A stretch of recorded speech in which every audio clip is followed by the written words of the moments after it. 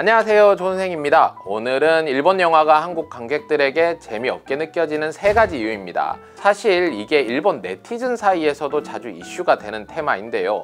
애니메이션이 아니라 실사 영화, 특히 대략 2010년도 이후의 작품에서 이런 논쟁이 일어나는 것 같아요.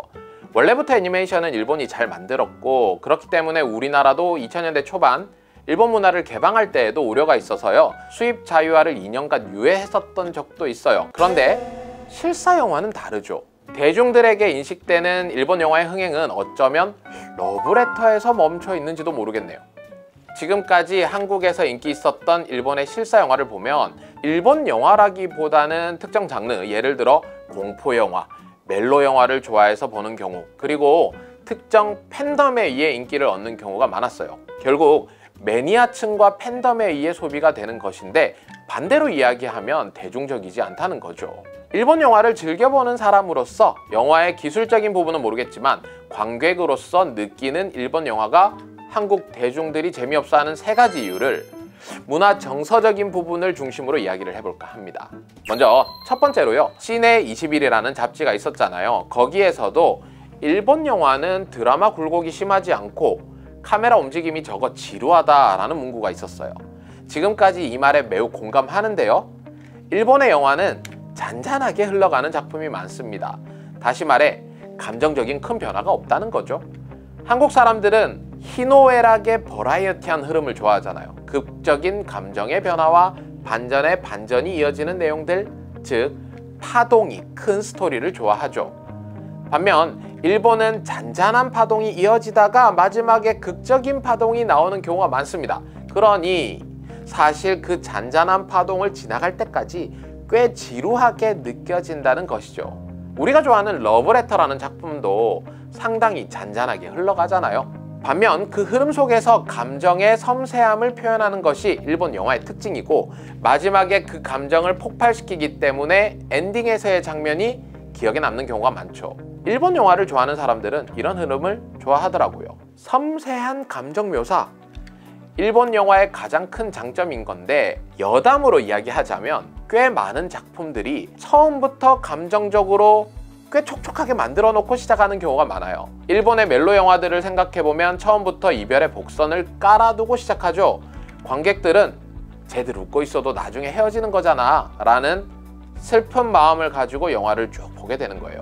너의 췌장을 먹고 싶어, 러브레터, 나는 내일 어제 너와 만난다 등 우리나라에서 나름 인기를 얻은 작품은 섬세한 감정을 담아내면서 인기를 얻었지만, 관객들이 이별이라는 슬픈 감정을 떠올리도록 만들어 두고 전개를 해가는 경우가 많아요. 두 번째, 우리나라 관객들은 매우 사실적인 것을 좋아합니다. 그러니까 개연성을 매우 중요하게 여기는데요, 인과관계에 따른 연결이라든지 흐름이 부자연스러운 것을 싫어하죠. 저게 말이 돼? 라는 것을 자주 이야기합니다.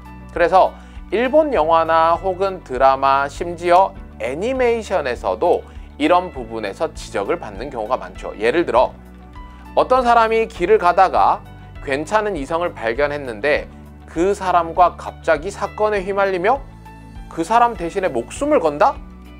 우리는 말도 안 돼라고 하겠죠. 그런데 실제로 일본의 많은 작품에서는 우리가 느끼기에 이런 개연성 없는 장면이 많은 편이에요. 왜 그런가에 대한 제 나름대로의 고찰은, 일본은 기본적으로 원소스 멀티유즈가 많습니다. 즉 소설이나 만화 등 한 가지를 원작으로 만들어 놓고 그것을 TV 드라마나 애니메이션, 영화 등으로 제작하는 것이죠. 원작이 소설이나 만화인 경우가 많기 때문에 기본적으로 더 개연성에 대한 자유로움이 있어요. 그리고 동시에 부족한 개연성을 다른 매체에서 찾으라는 불친절함도 있죠. 영화에서는 개연성이 떨어지지만 원작인 소설에서 그 이유가 나타나 있다거나 하는 경우예요. 또 하나의 이유는 우리가 일본의 문화나 사회에 대한 이해가 부족해서 개연성이 없는 것처럼 느끼는 것도 있는 것 같아요. 우리 사회에서는 일반적이지 않은 것들이 일본에서는 충분히 일어날 수 있는 상황이라든지, 이런 차이에서 우리가 느끼기에 흐름이 말도 안 되는데? 라고 느끼는 부분도 있어요. 사실 이런 부분을 알려주는 것이 제가 하고 있는 역할이죠. 연기에 있어서 손발이 오그라드는 장면이 많다는 것도 일본 영화나 드라마의 특징인데요. 예를 들어 출연자들이 건물 옥상에 올라가서 주먹을 불끈 쥐면서 민나! 간바룬다 이쿠죠, 간바룬다 이쿠죠, 뭐 이런 거 하잖아요. 그 오버 연기에 손발이 없어질 것 같은 거예요. 이런 것들도 현실성이나 개연성이 떨어지게 느껴지는 장면들인데 다 만화나 애니메이션을 원작으로 하거나 또는 그런 영향을 받아서 일본 사람들은 조금 더 연기를 너그럽게 받아들이는 것 같아요. 세 번째는 애매한 결론입니다. 일본에 있으면서 느꼈던 것이 사람들이 답을 잘 내리지 않는다라는 것이었어요. 기면 기다, 아니면 아니다 라는 확실한 태도를 취하지 않는 것인데 화법이 그렇기도 하지만 자신의 주관이나 생각을 뚜렷하게 나타내지 않는 것이 일본 사람들의 특징이에요. 대립을 피하고 얼굴 붉히는 것을 싫어하는 문화적 특성이죠. 그렇기 때문에 자신이 생각하는 것이 맞다라는 주장이 약해요. 그것이 영화에서도 잘 드러난다고 생각합니다. 우리나라 사람들은 내가 생각하는 것이 맞다, 그게 바로 정의다 라는 것이 뚜렷해서 오히려 생각의 대립이나 정치적 성향의 차이가 크게 나타나기도 하잖아요. 그래서 영화의 결론도 정의가 정확히 무엇인지를 표현하고 권선징악으로 시원하게 응징하면서 끝나거나 사건 종결 이후의 경과까지 확실히 보여주는 경우가 대부분이죠. 반면 일본의 영화들은 흔히 말하는 열린 결론, 당신이 생각해보세요, 이게 맞는지 아닌지 라는 형태로 물음표를 던지고 끝나는 경우가 많아요.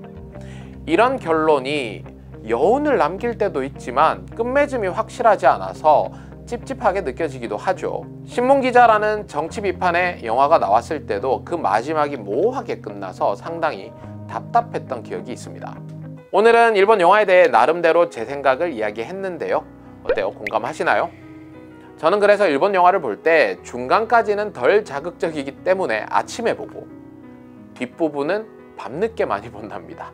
그럼 꽤 감정선이 맞는 것 같아요. 저는 조선생이고요. 구독, 좋아요, 알람 설정 많이 부탁드립니다.